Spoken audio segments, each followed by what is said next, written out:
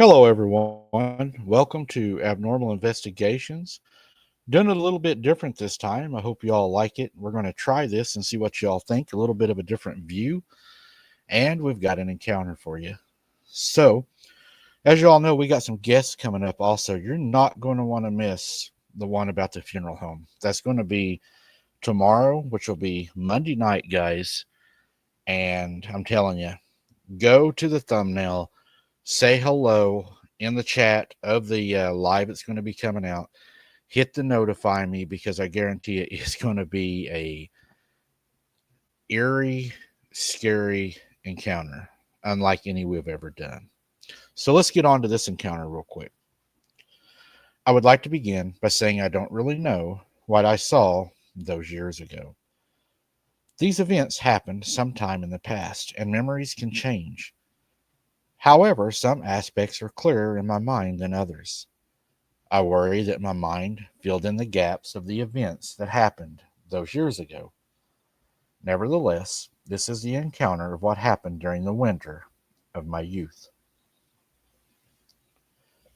It's essential to note that at the time I lived in western Michigan, not too far from Lake Michigan, and in a deeply rural town. Fewer than 2,000 people reside in my hometown, and I've lived some 20 minutes away from civilization.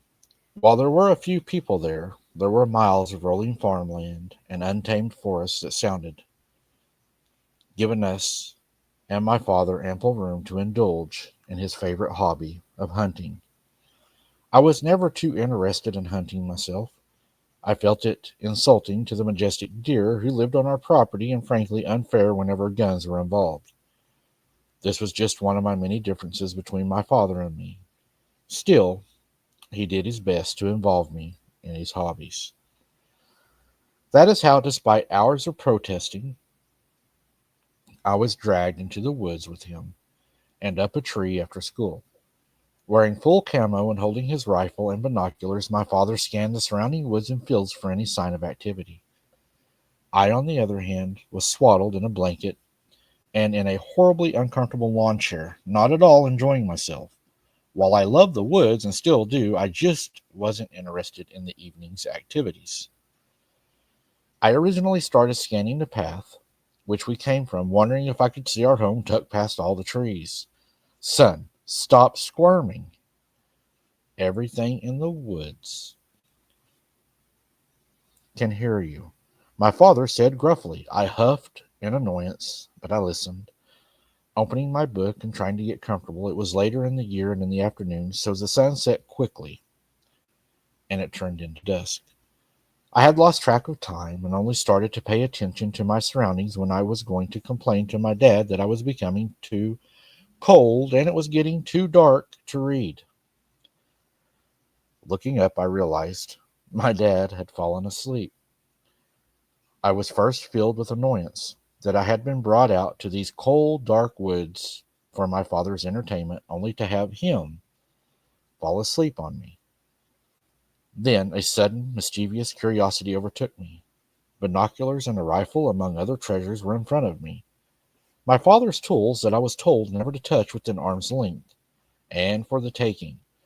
The gun was too intimidating. The binoculars, however, were too tempting to pass up. These were high-powered and very expensive pieces of equipment, but I snatched them up and I turned to see if I could finally see my house with their help. I searched through the countless tree branches, and I was about to give up when I saw movement. It was slow to the ground, some dark brown furred animal that was shaking violently. I couldn't make out many details, and even though I saw antlers, it seemed unlike a deer. Deer were usually pretty calm and very distinguishable. I couldn't begin to guess what I was looking at, though I eventually noticed it was two things. One dead, and another not so much. I quickly guessed that I was looking at two distinct creatures. One, a long, dead deer carcass, and some other animal that seemed to be dragging it through the woods. Really hard to explain. I have a habit of talking too much, and this came to bite me when I muttered, "What is that?" under my breath. The thing stopped moving suddenly, and my heart skipped a beat. As I kept looking at it, there's no way that the thing heard me. It was so far away, yet I saw these long ears perk up, and it turned to show its face. It was a canine thing, long snout that tapered into a dark nose, sharp yellowish teeth that jetted out with awkward angles, and the most peculiar eyes. While it seemed to not have hair or have very short hair around its face, the part that stuck out to me were the eyes. They were deep, and they were amber colored, unnaturally illuminated in the low light, and they seemed to aware to almost glow. Even though I had absolutely no idea what I was looking at, it deeply unsettled me. Some voice in my head, even as a child, screamed that this was not natural. Yet I was transfixed. I kept staring at it. Eventually, the creature stood up still, and then it turned to look up. I locked eyes, or binoculars, with this thing. It cocked its head slightly, and I was mesmerized by its cold gaze. With an unnatural grace, the hunched figure began to unfold itself, and I watched with disbelief as the canine entity began to stand on 2 feet. It was very tall, though how tall I couldn't say, and then it looked emaciated, as I remember seeing rib bones through a thin haired patch on the sides. The legs were bent at an awkward angle, and given how the creature hunched and held onto a tree trunk, I guessed that while I could stand up, it was on too many unnatural aspects of this creature. It looked like it could walk okay upright, but it didn't act natural. I remember it was strange, and I dare to say it had hands. The paws were unnaturally shaped, with spindly fingers that jetted out, ended with long claws. The worst part of the whole event was just a sense of understanding. I had a primal feeling that this creature knew I was up in the tree, looking at it. That it understood completely what it was going on, and that it had both. And it knew it could come get me whenever it wanted me. This sense of overwhelming dread eventually led my shaking hands to drop my father's binoculars. The sharp noise shook the quiet woods as the glass from the frames broke below. That one sound seemed to set off a chain reaction. I began violently shake and started shouting for my dad to please wake up. Something is out there, Dad. We need to go home. Please, I begged. To his credit, he quickly woke up and took control of the situation. I explained what I saw, and he pointed to the general direction I pointed to the general direction that I had seen it. He reached for his binoculars, and I sheepishly motioned to the ground. Sorry, he scuffed and looked down the hill and happened to lead toward our home. The seconds dragged by slowly until he finally looked down at me. It must have been a coyote. Whatever it wasn't there now. Dad, it wasn't a coyote. I saw it. You spooked yourself and nothing more. He said, cutting me off. He looked around the surrounding woods and rubbed some of the sleep out of his eyes. He looked at me long enough and his head leaned back. Mom must be worried sick, and I fell asleep and broke my damn binoculars. He thought that he had dropped them, and I wasn't there to tell him any different.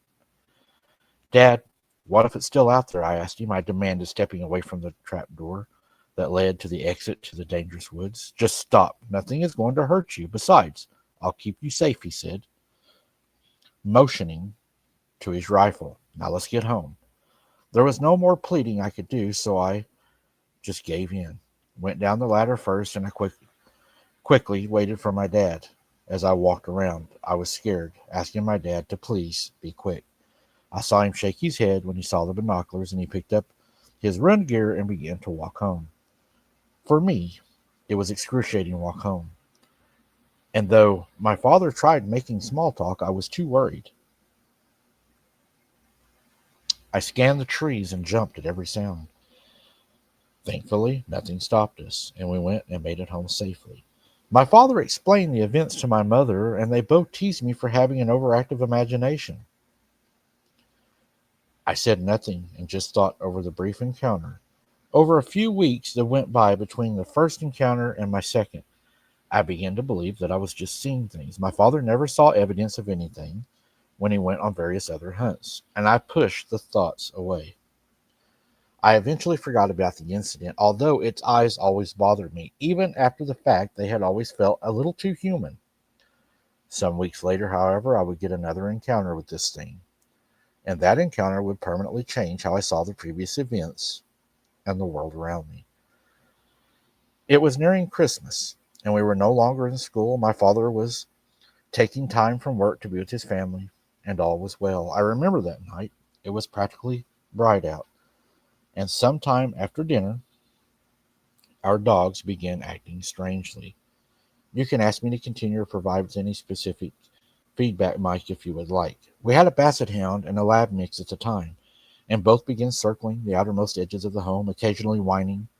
At first, we thought it was a bit odd, but still charming seeing them working. As one head taller than the other, after a couple of hours, the behavior went from cute to concerning. My mom and dad debated calling a vet, but eventually ruled that it could just wait until the morning, and we got settled in for bed. My father, the avid hunter, was excited to see if there was maybe a stray animal outside and took his rifle with him when he took the dogs outside to use the bathroom. I remember hearing some commotion, but I was honestly too engrossed in whatever video game I was playing at the time to care. Video games kept my mind off of what was going on. Eventually, my father returned with our lab mix, Millie, but our Basset Walter was nowhere to be found. This wasn't too unusual. The dogs had plenty of space to roam out there, and he would sometimes run off for hours. Their earlier behavior seemed to trouble my dad. Mills never left my side, he said, pointing at our lab. Walter just bolted, though. My mother and father tried calling for him, and our dog was missing, and we couldn't find him to no avail, and eventually started getting ready for bed. I wasn't too cold yet, and they figured he'd turn up sometime. Millie, however, became increasingly nervous. The paths she walked earlier in the day, she continued to patrol, although now she was quickly crossed from window to window, as if trying to see everything at once. She wouldn't stop, and eventually my parents put her in their room, and we parted ways for the night. My room faced the dirt drive that eventually met with the road, and as such, our porch was outside it. There were large windows in my room and thick drapes that managed to keep the porch light out. Yet you could still see if something was outside, usually bugs, passed underneath the light. So as I settled into bed, I remember hearing strange sounds, howling out in the distance, that reminded me of the yowling noises of coyotes would make. Still fairly standard for Michigan nights. However, Millie began making this awful whining noise. It was so loud that I could hear it from my parents' bedroom on the other side of the house. Even though she eventually went silent, I went to check up on her and my parents, now worried for my dog. I don't remember what we talked about, but some time passed in my parents' room, and my mother led me back to bed. I was watching the ground, very nearly asleep, while my mom suddenly stopped. Her hand gripped my shoulder tightly, and I looked up to her. What was wrong? She just kept staring at my window through the thick drapes. You could see a figure standing on the porch. It seemed to be trying to hide itself, tucked in the corner of the porch. Yet its silhouette was plain for us to see for a moment. It just stood there until it seemed to lurch forward from the standing position to a crawl as it moved out of the window's borders. I immediately remembered that thing in the woods. I began to speak, but my mother hushed me with a finger to her mouth. She dragged me back to my parents' room. Lee, something's outside of Keith's room, she said, voice clipped and still holding onto my shoulder. What, something or someone is outside Keith's room? She repeated. My father, who was originally smiling as if he were playing a prank on him, immediately sensed how serious it was. He nodded and went for the door. Dial 911, but don't call unless something happens. He said, I'm going to check it out. Then he quickly left the room, and we just stood there. Mom finally let go of me and patted her pockets. Damn, I left my phone out in the kitchen, she said. Her voice was very shaky. I was really young, and I didn't know what to do. I just stood there in the center of my parents' room waiting. You could hear my father slowly making his way through the house, and the creak of what I assumed to be the gun cabinet opening. After what I felt like was ages, he finally returned, slowly opening the door. Susan, I don't see anything, he began before a booming, shaking sound filled the house. It sounded like something was trying to rip open the front door. These loud and irregular beating sounds filled the room, and my mom took me towards the floor with her. My father began to shout, I have a gun, this is private property. But the banging didn't stop. It seemed to almost get more frequent. My mom, holding me, was shaking while she held me. My father looked down. Susan, call the cops now. I left my phone in the other room, she said, panic in her voice. My father cursed and flung open the door. Our home was an open floor plan, so I could see the front door from my parents' room. There was a large figure standing on the other side of the glass and a massive bolt nearly filling the entire upper window of the door. Our firewood stove was near the front door, so the light from it and our eyes and the porch light behind it helped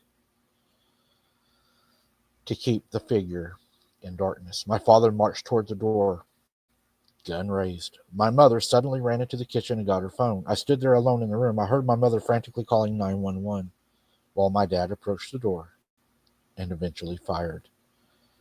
Even through the bashing at the front door and the shrill cries of my mother, the gunshot echoed in the house. There was a loud groaning noise from the other side of the door, and then the figure quickly left. I stood frozen, just watching the whole event unfold, listening to something scream as it ran across the yard, undoubtedly injured. Susan, let's get in the basement and wait for the cops to get here, my dad yelled, keeping his eyes on the front door. I heard my mother giving our address and saw her walk towards me. She grabbed me by the elbow, looked past me toward the back of the bedroom and the windows. I remember her screaming in my ear and dragging us toward the basement. I never got to see what it was that made her scream. I figure it was back at my window. As we raced down the stairs, my mother shakingly finished her conversation with the operator. There are bears outside. Please send help. They are trying to get in. I remember my mother, and I huddled in a corner and my father keeping a trained eye on the rifle pointed at the door to the basement. The rest is almost a blur. In hindsight, I don't handle stress very well. I just remember sitting there with my family for quite some time until eventually the police came.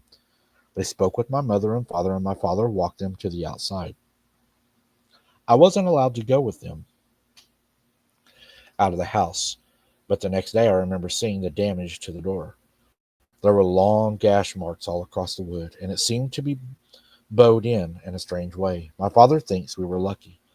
The heat from the wood stove warped the frame of the door so much that we hadn't been able to open it in years. We always used the back door. The police agreed that something determined probably would have made its way inside had the door not been bent from the years of heat. They never found anything outside. They made comments about strange markings in the ground, but snow started to fall. I remember walking around the house the next day. Our family friends were there, seeing the damage. I only heard snippets of the conversation between my parents and their friends. Bear was brought up frequently, though no one could agree. Walter, our basset hound, was considered missing for a couple of weeks. Eventually, said family friends found him. I was told he drowned, and they wouldn't say anything else on the matter. To this day, I don't know what really happened. I asked my mother about the event years later and only got a grim smile and some deflecting conversations. I know she would rather put everything behind us and pretend it could never happen. Sometimes I wish I could too. I wanted to share this true story with you guys. Thank you, Mike, for sharing it. That reminded me a whole lot of the siege of Palmyra, Maine. Why these things come to our houses, try to enter our houses. Most of the time we know they don't, but there is times that they do try to come in, which tells me that if they want to, they can. Guys, you know, it almost makes you want to build a safe room in your house, don't it? Especially if you live in the country. A safe room probably would be one of the smartest things you could have. I would love to have a safe room. Something like that was to happen, to be able to go in and lock yourself in until help could arrive, especially when you're hiding from a werewolf or something. What do you guys think? Let me know in the comments. Would you like to have a safe room if you lived in the country or even in the city? It could double for both protection from people and other things, or if there ever was a purge or, civilization was to fall or civil unrest, a lot of different things. Let me know what you think in the comments, guys. Thanks for listening. Until next time, keep your head on a swivel. Don't be something's dinner. And please smash that like button for me. Share this out to a friend. Share it on your Facebook, guys. it helps us grow, and it helps, get views for the videos, which helps so much with the channel. Thank you all so much. We'll see you on the next one. God bless.